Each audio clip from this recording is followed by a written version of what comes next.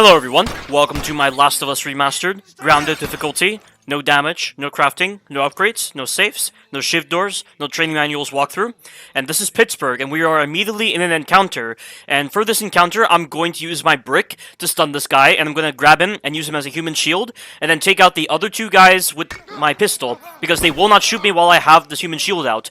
They will only shoot me when I decide to fire back. And compared to The Last of Us Part 2, the human shield mechanic on this game is very overpowered because it's very simple in its designs. The human shield mechanic in The Last of Us Part 2, I mean, it's still good, but the problem is it's very hard to shoot while you have the human shield because they move around so much while you're holding them, and they recover faster from the grab, which makes it very unreliable on that game in a lot of situations. And another thing as well is when you start firing, the human shield that you're holding immediately starts to get out of the grab. So you don't have a lot of time before they decide to break out of it, and because they're shaking around, it makes it very hard to aim. Whereas in Last of Us Part 1, like, look at this. Look how long I'm holding this guy, and he's not trying to fight back. You can hold them for such a long duration. I'm amazed they let you do that on grounded difficulty. It's insane. And not only that, but when you start firing your weapon, the person that you're holding, they don't fight back. It doesn't affect the timer whatsoever. You shooting does not cause the timer on your human shield to decrease significantly. It's still the same amount of time. So you can use the human shield mechanic in some very powerful positions, and it's going to be very helpful later on in Jackson when you're trying to get past those bandits that appear in Tommy's Dam. But aside from this section and the one at Tommy's Dam, there's really no other need to use the human shield mechanic because you can get the other encounters done in stealth. It's very reliable. And on The Last of Us Part 2, there is an accessibility option that allows you to turn on the ability to prevent enemies from breaking out of the human shields. So you can use that if you want to, but I don't use such accessibility options on Survivor difficulty of that game, because I still want to get the challenge out of it, and I feel like you take away a lot of the challenge of Survivor difficulty when you use the accessibility options. So that's why I still struggle a lot with the human shield mechanic, and I've been recently playing through The Last of Us Part 2 again, and I'm on the very first encounter with the humans, and I struggle so much with that encounter. Getting a consistent strategy for that section is so difficult, because the humans are so unpredictable in that game. And it's the very first encounter with the humans, which is even more unbelievable. Like, this encounter right here, this is nothing compared to that very first encounter with the humans in The Last of Us Part 2. And one of my subscribers commented on my previous video, and he said that he found the AI in the first Last of Us harder to deal with compared to the second Last of Us, and I'm just like, what are you playing at? I mean, I asked him to elaborate further, but he hasn't responded yet, and I don't really understand how you can think that the AI in the first Last of Us is worse than the AI in the second Last of Us. If you compare my no-commentary versions of The Last of Us Part 1 with The Last of Us Part 2, you will notice a stark contrast in my playstyle when it comes to dealing with the humans, and you will just notice how aggressive the humans are in the second Last of Us compared to the first Last of Us. Like, going back to the first encounter with the humans in the second Last of Us, I still haven't found a consistent strategy to deal with them. And I was playing that section yesterday, and I was stuck there for at least 3 hours, and I still couldn't find a good strategy. And the strategy that I showed in my walkthrough was not very good, because it's still very heavy on the RNG. And you can definitely get it done stealthily, but you don't really have a lot of options at your disposal. I mean, if you have the, like, silencers, for instance, as part of the upgrade system, you probably will have no trouble with the humans whatsoever, but, you know, if you're being very reliant upon upgrades, you're not gonna experience the full difficulty of the game, and you're not gonna really understand how to play the game properly. And trying to figure out that section was very stressful and very frustrating. Like, everything I would find, it just would not work. That being said, though, at least it wasn't as bad as the final stealth encounter of the game, because that final stealth encounter of the game when you're against the Rattlers, it just doesn't flow properly, and there's not a lot of grace to it, and I just question a lot of the designs put in place with that section, whereas with the very first encounter with the humans, you know, there's a definite level of challenge there, because the humans know where you are, seeing as how you've been firing your guns in that previous room. And then, when you escape them, they're obviously going to go on random paths, and there is something to be discovered when it comes to how the enemies investigate the areas, but I'm still trying to explore that. You know, that encounter is definitely the hardest part of the game, by far. No other encounter in the second Last of Us feels as difficult as that. And it is legitimately difficult. It's not difficult because of bulk grab, it's difficult because of the way it's designed. Just to give you a proportion as to how I would rank the lethality of the humans in the second Last of Us compared to the lethality of the humans in the first Last of Us, I would say that one human in the second Last of Us is equal to about 3 or 4 guys in the first Last of Us. That's how I would put it. And that encounter, there's only about like 5 enemies in that one section, and I just took out 7 enemies in that very first encounter in Pittsburgh on this game, and that was nothing compared to 5 enemies on that one encounter. It's crazy. Absolutely crazy that they were able to rework the AI so much to make them far more dangerous in combat, and it forces you to do a lot of the encounters stealthily on that game, because stealth is practically your greatest ally in that game. And I think that's a really good reason as to why you would never want to put yourself in a situation where the humans know where you are, compared to something like Outlast, where they give some of the dumbest reasons ever as to why you can't deal with the humans. Like, oh, the main character can't fight back. Well, then they just give them all these lucky passes, and it just makes it seem like the humans on that game aren't very dangerous whatsoever. You know, they always allow you to scrape by so easily. It's just stupid. It's really dumb. That is a really stupid reason. There's never any moment in the Outlast series where the main character is forced to fight back, ever. So you can respect the lethality of the enemies, and I just think that's a really dumb reason as to why I should be forced to do a lot of the encounters stealthily, even though you're not even playing stealthily in Outlast, you're just running past everything, because the stealth on the Outlast series is horrible, because you can't do anything to influence the enemy AI's pathing. You have no options at your disposal whatsoever when it comes to stealth. You have way more options at your disposal when it comes to influencing the AI whenever you're in combat with them. And if you're not going to give the main character the ability to fight back, then you have to somehow give them a measure of control when it comes to stealth. That way, it actually justifies how they were able to get past these enemies easily and actually get to the end of the game. You know, if you're going to be setting up a game where the main character is able to live from the beginning to the end, you know, there has to be some kind of justification as to how the main character managed to do so. It makes no sense. And plus, if you're giving the main character the ability to dodge in the Outlast series, why is it that he can't fight back against enemies? Why is he not able to use his great momentum in order to knock over enemies? Why is he not able to use things in the environment if he's afraid of getting in close to the enemies? Like I said before, it just makes no sense. There's no logic whatsoever as to why simply removing the main character's ability to fight back is any reason to fear the enemies in the Outlast series. But I'm going to pause on this particular tangent right now because I need to discuss this real quick. Pittsburgh is a very buggy chapter. There are a lot of really bad design choices that I don't understand how QA could have missed them. And this section, I'm trying to kill all the enemies because I'm trying to gain access to a joke book conversation for my no commentary version. And this section can be glitchy, because if you end up killing the last enemy using a loud takedown, because that's what Joel always does whenever he's killing the last enemy, you will trigger reinforcements to spawn, but they will be frozen. This is not something exclusive to the PS4 version, it's something that happened on the PS3 version, and the reason why it occurs is because the game has trouble differentiating between the combat status and the stealth status, and because you technically did a stealth takedown on the last enemy, even though Joel technically did a loud takedown as the default animation, it completely breaks the game. And in order to avoid this, you have to use your bow and arrow on the last enemy. If you don't use the bow and arrow, you will cause the section to glitch out entirely, and you'll have to deal with the reinforcements. And I don't think you can kill the reinforcements with stealth takedowns, because the moment you pay attention to one enemy, the other enemies will just know where you are, which is bullcrap. And I don't even know how many reinforcements spawn on this section, but I imagine it'd be a lot. It's really, really stupid. I don't know how they could have missed this, and how they haven't fixed this yet is just baffling.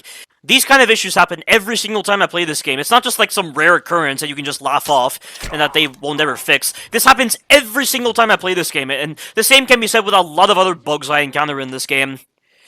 And it makes me wonder why they thought putting reinforcements on that section was good. Because this whole entire game, including The Last of Us Part 2, is built for stealth. There's never supposed to be any kind of mandatory combat section that occurs at the end of a stealth encounter, because the game just doesn't flow correctly. And when you factor in the bugginess of that, it's definitely clear that what they were thinking at the time, it's like they were high on something. It makes no sense. It's so stupid. I'm so glad that the second Last of Us doesn't have any kind of moments like that. And it's definitely clear that the first game was very unpolished when it was released, but then they improved upon a lot of that in the second Last of Us. And the second Last of Us definitely had its problems with certain bugs, but they exist outside the realm of the single player. The only bugs I ever encounter with the encounter select, where for some reason you get the pop-up message on the encounter select saying that you've completed the encounter when you actually haven't, and it can even occur when you're not even in an encounter, like when you're in the encounter select menu, which is so stupid. And one thing that they definitely changed about the way Ellie finishes off the last enemy compared to Joel is they made it where she always does a stealth kill. She will always do a stealth kill on the last enemy compared to a loud takedown, so they definitely learned from that mistake. And if they decided to make that change, then they must be aware of the kind of bugs that The Last of Us Part 1 has in Pittsburgh. And if that's the case, why haven't they fixed it? Why is it that there are certain bugs that can't be fixed? Like, you know a hilarious bug that I come across every single time I do this game? Whenever I try to start David's boss fight and interact with the door and it's supposed to play that cutscene where David grabs your gun, it doesn't play the cutscene. Instead, for some reason, whenever I press triangle on the door, Ellie gets pushed back and David is outside the restaurant just standing there. And I can even get moments where David's model isn't fully loaded in and the only thing you can see are his gun and his holsters. It happens every time I do it. Every single time I interact with that door, it always does that bug. A fundamental trigger that is meant to start a boss fight doesn't work on the remastered version. And I don't ever remember having that bug occurring on the PS3 version. Like, how do you miss that?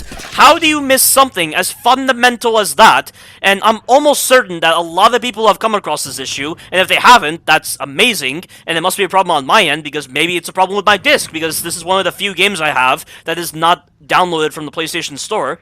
But I highly doubt it, because in that case, my disc would have to be scratched, and if my disc was scratched, I wouldn't be able to play the game. So, somehow, I am encountering this bug that potentially no one else has been seeing, which doesn't make any sense. Like, that's hardly an excuse to give as to why this bug is somehow not patched. It's stupid. It's really dumb. And I need you guys to leave a comment down in the comment section and tell me if you have this bug occurring every single time. Because then I know I'm not alone when it comes to this issue. Then I know that multiple people have been experiencing this bug and that Naughty Dog just hasn't bothered to patch it. It's just so bizarre. And pretty much for the David boss fight, I have to restart the checkpoint every single time to make sure that the fight actually goes as intended. And I'm going to probably include that bug in this walkthrough on my commentated version. I included it in my no commentary version, and I definitely need to do the same. Because you just need to see the stupidity of this kind of mess. And speaking of a mess, we have this combat encounter right now, which after you start this generator, there's going to be a whole bunch of infected closing in on you. And the most important thing you need to note is you need to remain on the bottom floor for a little bit in order to make sure that a bloater drops down so that he doesn't get in the way when you're getting to the door. And also, you might have noticed that I went for the door before actually going for the generator. That's because for some unknown reason, this section has very old school scripting where you have to touch the door before it actually allows you to use the key card.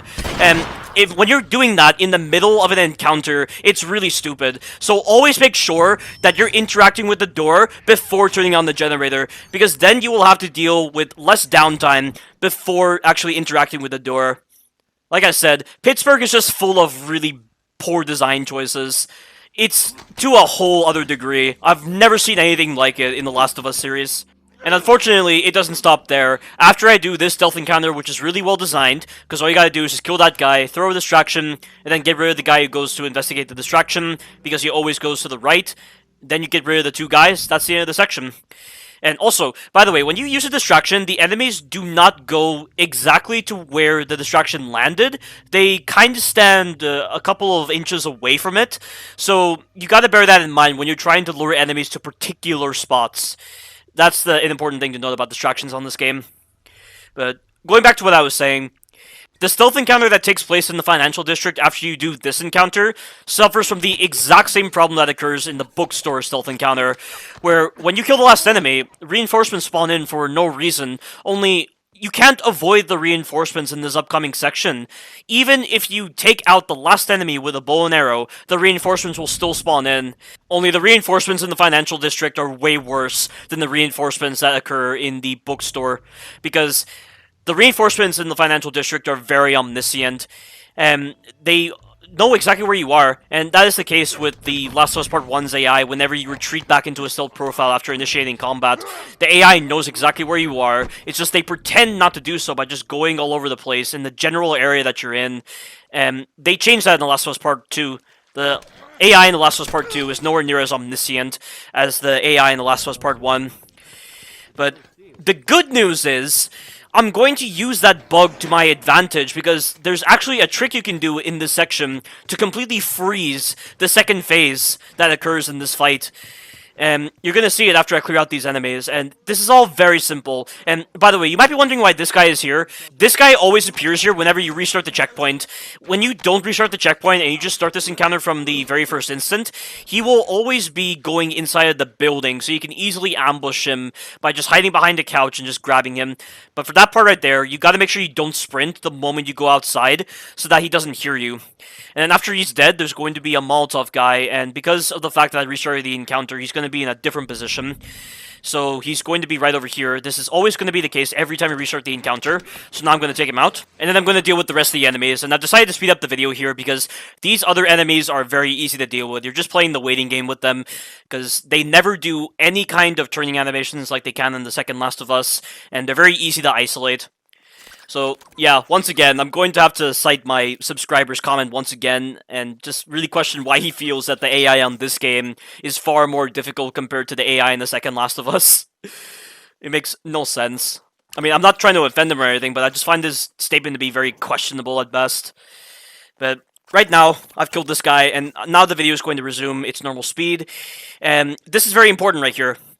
So, this guy, you need to make sure you don't kill this guy immediately once you grab him, and you need to perform a loud takedown in the correct spot so that you can get the enemies in the second phase to be completely frozen.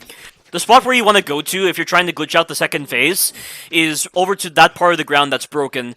And then once you're over here, do the loud takedown, and you have completely frozen the spawn. And you need to have a nail bomb for this. And I'm about to demonstrate how broken the nail bombs are on this game. People love the nail bombs because of the explosive capabilities of it, but this is how you properly use the nail bomb as an infinite distraction to completely take advantage of the way the distraction system works on this game, where only one enemy will investigate while the rest of the enemies will not even try to go for it. They changed that in The Last of Us Part 2 to make it less of an exploit. But you need to use an exploit for this section. If the game is going to screw you over with some really stupid designs, then I'm going to fight a broken design with an absolutely broken design as well. And this is amazing. And the best part is, whenever the enemies are investigating the distraction, they completely ignore dead bodies. They will only investigate the dead body when they've fully completed their animation of just investigating the distraction. And I'm preventing them from doing so. So this is not going to cause the enemies to get free from their frozen positions whatsoever. And I'll split up the video here, and just look at this. Look how broken this is. This is absolutely unbelievable. You can trivialize most of the stealth encounters on this game by just doing this trick. It's unbelievable. But I've now dealt with the 4 enemies on this side, but there are another 3 enemies. Oh, I'm sorry, not 3 enemies. There are about 5 enemies, I believe. There's 3 enemies on this side, and then there's 2 enemies on the other side. So I'm going to go to this spot in the bank, and I'm going to use my nail bomb and throw it at this couch over here. And that's going to cause one of the enemies to come over and investigate.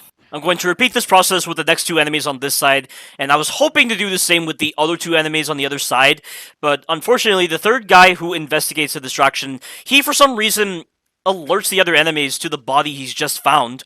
And I don't know why, because he hasn't completed his animation of investigating the distraction. So there are times where the enemies can do that, but it's very rare for that to be the case. And, okay, this guy is dead. And then the guy with the Molotov is going to come over and investigate. And this guy will always drop a full Molotov. And you need to have this Molotov for an upcoming section later on in Tommy's Dam, where you need to use a Molotov in order to completely skip a spawn. But you risk breaking the game if you choose to do that, if you don't get through the section fast enough. But I'll explain it when I get over to Tommy's Dam. Right now, this Molotov guy is about to investigate the distraction, and he's going to see the body, and that's going to free the other 2 enemies on the other side of the area. So I'm going to have to deal with them. But it's not a problem. 2 enemies is no problem whatsoever on this game. You're even free to use your bow and arrow here if you want to speed up this section. And if you get lucky with the RNG on your arrows, you can even get them back. And that's something they changed in the second Last of Us, In the second Last of Us, the only way to retrieve arrows from any enemies you killed is to get headshots. You could not retrieve arrows from enemies if you killed them via body shots. That's different on this game. You can retrieve your arrows regardless of what body part you shoot. I mean, you still have to deal with the percentage of chance involved with whether your arrow breaks or not in both games.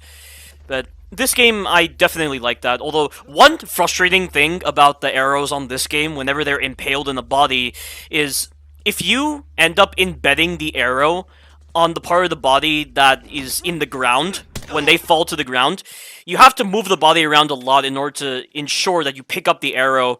That's not the case in the second Last of Us, because you're going for headshots. Picking up the arrow is no problem whatsoever, and there's never any moments where the arrow clips through the ground, so you have to move the body around a lot just to pick it up. It's one thing that's really annoying about this game. It can oftentimes come across as being very confusing, and you might be thinking your arrow broke when in actuality it didn't. So bear that in mind whenever you're trying to retrieve your arrows from dead bodies.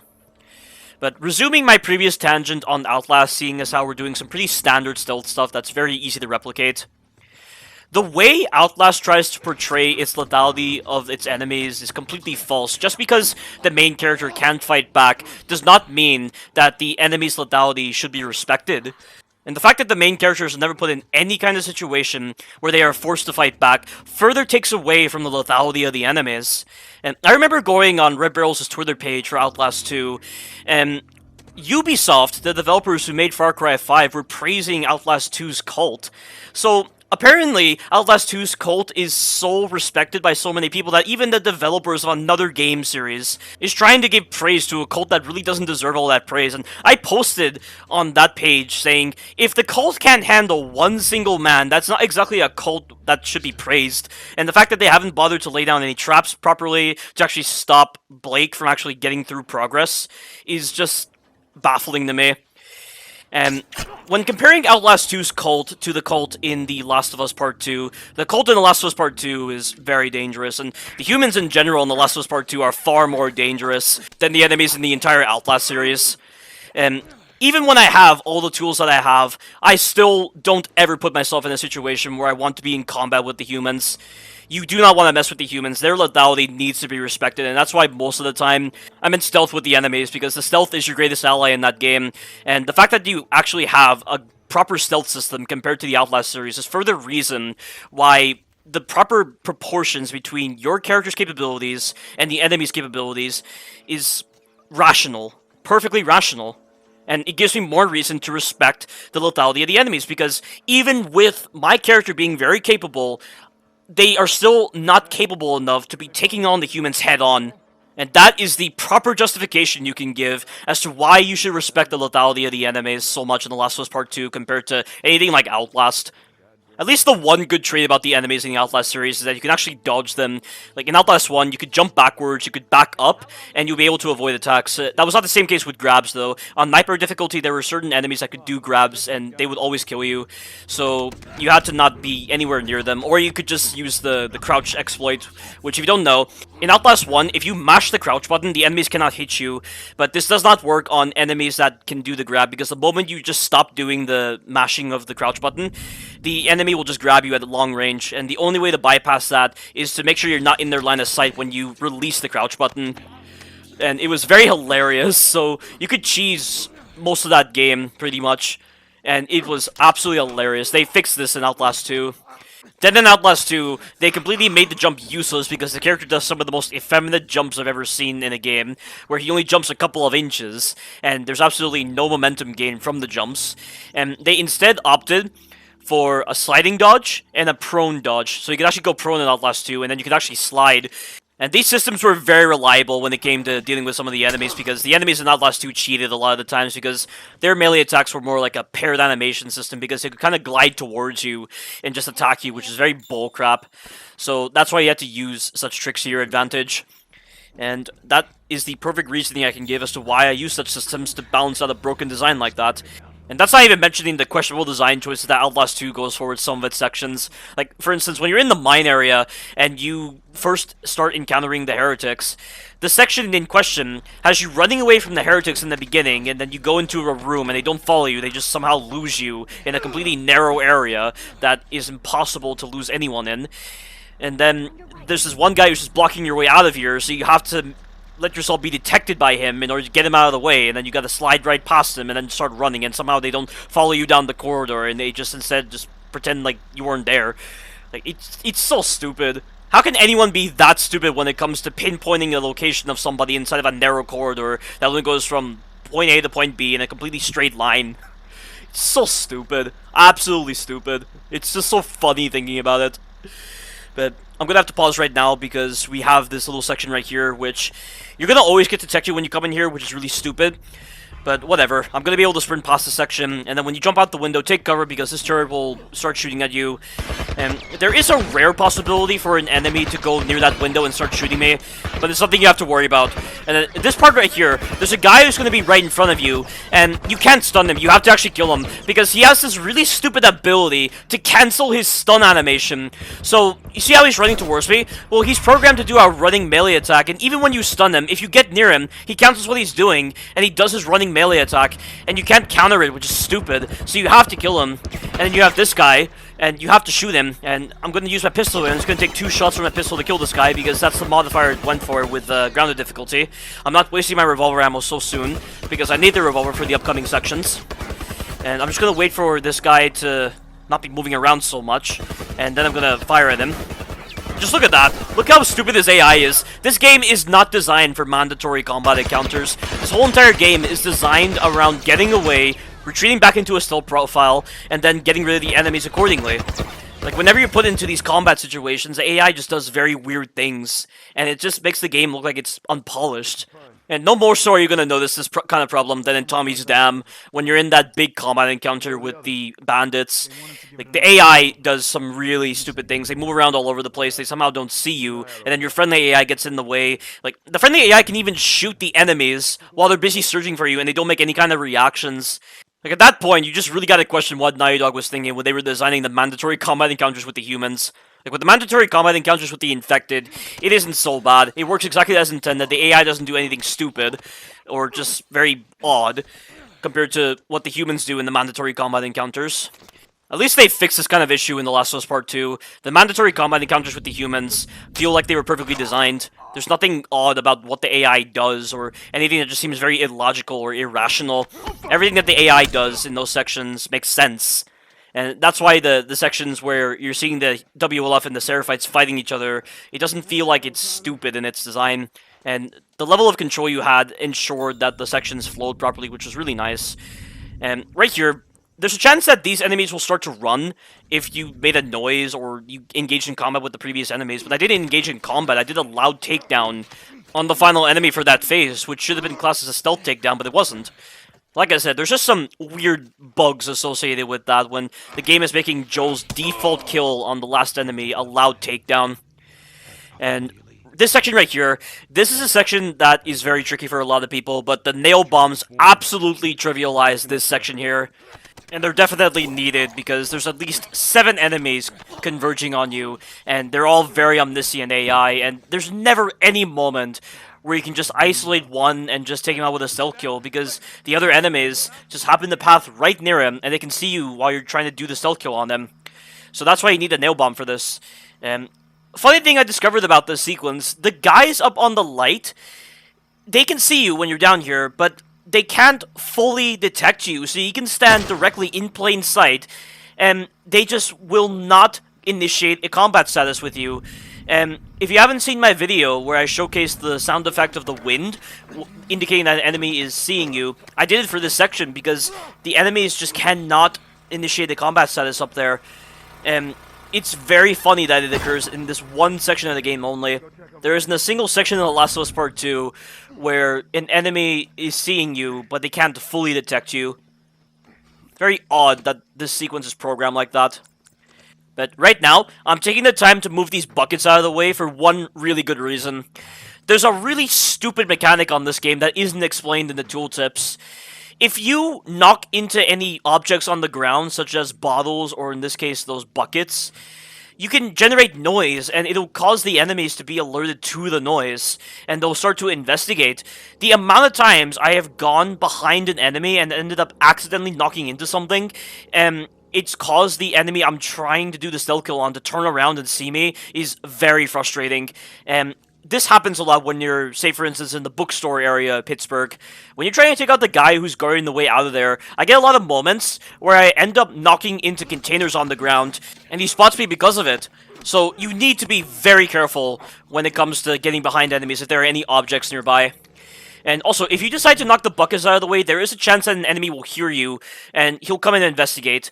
So that can be used as a way to isolate one enemy before using the nail bomb trick, but it's not very reliable. And right now, what I'm doing is I'm throwing the nail bomb at that particular spot on the cover.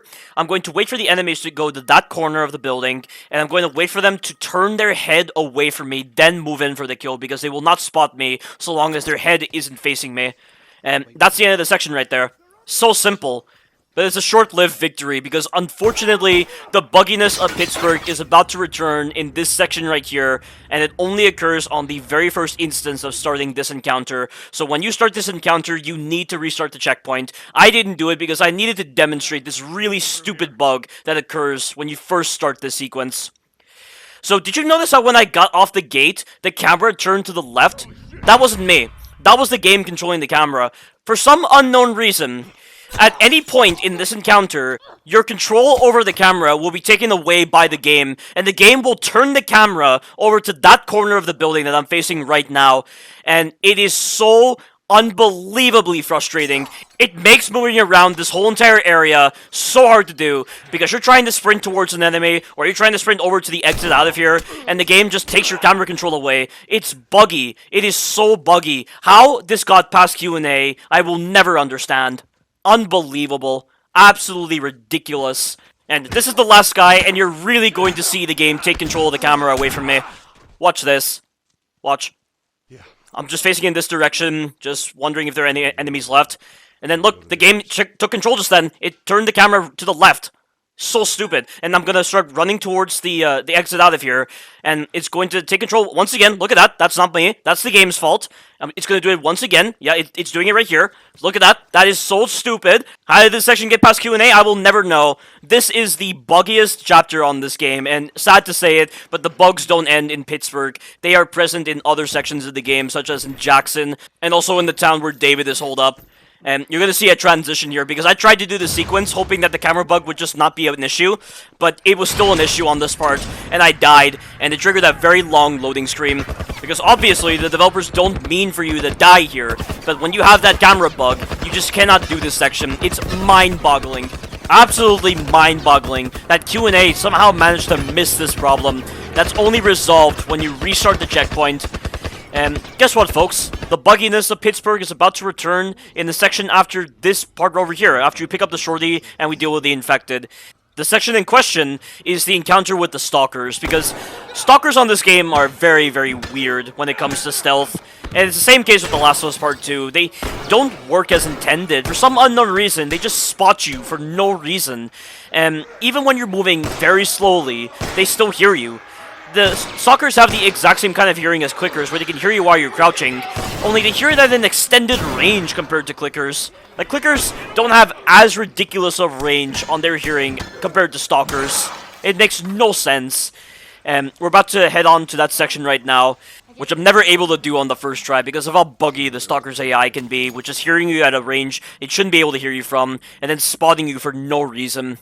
Stalkers are pretty much the most broken enemy in the Last of Us series, and it's the same case with the second Last of Us, but at least in both games, there's only one part of the game where you're actually doing stealth against stalkers, and you're not having to deal with as much bullcrap, because it's only one section compared to just the full entirety of the game. And did you notice how when I was getting to this spot, I was moving at a very fast crouch speed, and that stalker didn't hear me? That's all luck right there, and now I'm moving very slowly, but I've also had moments where even when I'm moving slowly, they still spot me. The programming on these stalkers is just awful in these stealth encounters. And you want to know something else that's poorly programmed? You see that staircase in front of me? You might have noticed that in Billstown, when I was going down the staircase to get past a bunch of clickers, I was aiming. Well, that's because when you're not aiming and you try to go up these stairs, the game forces you to move at maximum crouch speed. And that's a problem, because if I move at maximum crouch speed, these stalkers will hear me. And it's the same case with the clickers. So you have to aim so that you don't end up getting into that particular situation. It's so stupid. But I'm now past that dreaded part of the encounter, and the rest of this is very simple. I'm still gonna aim, just in case the stalkers decide to screw me over, and I'm just going to take out that clicker that's right by the ladder with an arrow. You can also use a Shiv. I probably should have used a Shiv rather than use an arrow, but it doesn't matter because you don't have to be so frugal with your arrows. You just get arrows back all the time in this game compared to the second Last of Us, where arrows are so sparse on that game that you're going to be crafting most of the time or just using alternative weapons. But there goes the clicker, and then you need to boost Sam up, and he'll drop the ladder for you. And I'm having difficulties picking up my arrow right now, because the detection is very odd on this game.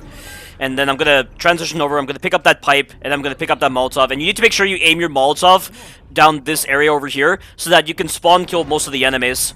And the Molotovs on this game are actually good compared to the second Last of Us, so a lot of enemies are going to die from this one single Molotov. And if I wasn't worrying about the no crafting restriction, I could have used both of my Molotovs and just killed even more enemies. But there is another spawn point to my right now, and I don't know when the enemies become active from this spawn point, but you gotta be very careful here. I know they're not going to be active immediately, so that's why I'm just kind of hanging right by the spawn point right now. Here come the enemies. I highly recommend the shotgun here. I know I said before that Billstown was going to be the last area where you need to use the shotgun, but that was a mistake. This is another area where you definitely need the shotgun to deal with these enemies, because these clickers are pretty dangerous unless you have the shotgun for the sequence. And once Ellie announces that the door is open, you're going to be able to get through, and the enemies will not be able to attack you during that animation. So now I'm going to pick up that one arrow, and now we're going to transition over to this section with the sniper. And this section with the sniper is pretty easy, so long as you have enough ammo in your hunting rifle, and you have a couple of revolver rounds just in case. I mean, obviously, if you're not worrying about the no save requirement, or the no shiv door requirement, you're going to have a lot more ammo than I will, and you will decimate the enemies on this section. But make sure you stay behind that tree before moving up. And then there's always going to be one guy that will kind of know where you are, and he'll investigate your last known position, because he's going to be up there. And I probably should have just shot him right here. It doesn't matter if I make noise or not, because the enemies are only going to be active when I reach a particular threshold of this area. So I'm just trying to stealth kill this guy, and I'm trying to also use noise to my advantage in order to draw him in here. So you see here I'm sprinting, but it's not working. I don't know why he's not going for it. It's probably because I need to maintain full momentum, but that right there, that looked like full momentum, but he wasn't going for it. So now I'm going to have to hunt him down, and I need to be very careful of the window to my left, because the sniper can shoot me while I'm in here through that window. And also, the guy has a melee weapon, so I need to make sure I have a melee weapon of my own, which I do, so that I can deal with him. If you try to melee enemies that have melee weapons with your fists, they will do this animation where they will dodge you, and you cannot counter them. You can only counter enemies with melee weapons if you yourself have a melee weapon. And I get very lucky here because he drops ammunition for me. But it's ammunition I don't need at the moment. So now I'm just going to swap to my hunting rifle and my revolver. And I'm just going to use the same method that I displayed in the very first part of this walkthrough, where I'm going to bob out of cover. It's going to force the enemies to stand up. And then I'm going to take my shots at them while they're not firing at me. I'm going to make sure I place my camera in the right spot. And I'm going to land my shots on them. And because of how powerful the weapons are in this game on grounded difficulty, it makes this section so much easier. If these enemies took more than 2 shots from the rifle or from the revolver to actually die, this would be one of the worst parts of the game. But because Naughty Dog was actually smart when developing this difficulty, they didn't settle on lazy designs. They actually settled on feedback that actually feels very satisfying and rewards great aim. And you're not having to stay out of cover for such a long time just to pick off this one enemy who should have been dead from the very first shot you put into him. You know, with these kind of long-range sections that force you to use your guns, you need that kind of design to complement it. It's perfect, and that's why you don't see such sections like that in The Last of Us Part 2, because if such sections were to exist in The Last of Us Part 2, they would honestly be one of the worst parts of that game. Because the weapons in The Last of Us Part 2 are very underpowered on Survivor difficulty, and they didn't bother bringing back Grounded difficulty, which I'm going to reiterate so many times that I wish it was a thing, because I think it's just one of the greatest achievements of The Last of Us series that, for some reason, Naughty Dog decided not to embrace with The Last of Us Part 2, and it's kind of disappointing. But we've gotten past those enemies, and now we're just going to get the sniper rifle from here, and we're going to use it in order to save Ellie, Henry, and Sam from the hunters here. Now, you're not in any danger for this section, but your AI companions are. If any of these enemies get very close to your AI companions, it will cue this really glitchy and funny-looking death animation, where they will kill one of your companions. And the reason why I say it's glitchy is because certain pieces of geometry just disappear during that camera moment. You get trees disappearing, you get buildings disappearing, you get cars disappearing. It's definitely clear that if Naughty Dog didn't spend that much time trying to refine that death animation set, it looks better than what it already is, then it's clear that this section is not very difficult. This is practically a shooting gallery, and your AI companions are very reliable when it comes to pinpointing the location of some of these enemies. They're not very reliable when it comes to killing the enemies, however, so that's why you gotta stay on top of the spawns at all times. But eventually, at some point in this fight, after you kill enough enemies, the truck that you previously evaded back in the downtown area of Pittsburgh is going to appear here. And you won't be able to damage it immediately, because you have to clear out the rest of the humans before the guy inside the truck decides to throw Molotovs, and that is your moment to actually shoot the guy. And the truck is appearing right now, and there's going to be a lot of enemies coming from where the truck is right now. And there will also be enemies to your left and to your right inside of the houses, so you gotta keep watch over them and make sure that they aren't closing in on your AI companions, otherwise you will fail the section. This section is not very difficult on this game. This is so easy. The sniper section from the second Last of Us is a lot more challenging because you're put into a very tight area, and there's a lot of infected closing in on you. And Tommy could be kind of bullcrap on that section if you didn't place yourself in the correct positions, as I explained before in my Last of Us 2 walkthrough. But aside from that kind of bullcrap, that section was not that challenging, so long as you had the ammo necessary to do it. And for some unknown reason, that sniper section from the second Last of Us, it's not classed as a main encounter in the encounter select, which is absolutely baffling, considering how big of an area you're in, and the number of enemies closing in on you, and the kind of pressure that Tommy is putting on you, and then with how narrow the area you're in is. It's confusing as to why that wasn't in the encounter select. That was one of my main issues with the encounter select, and it was something that Uncharted 4 didn't have. Uncharted 4, every single encounter in the encounter select made sense. There wasn't a single encounter that was negated that I felt needed to be in the encounter select. And I can't say the same for The Last of Us Part 2, but what can I do? But that is the end of Pittsburgh. Stay tuned for the future parts. Thank you all for watching, and you take care now.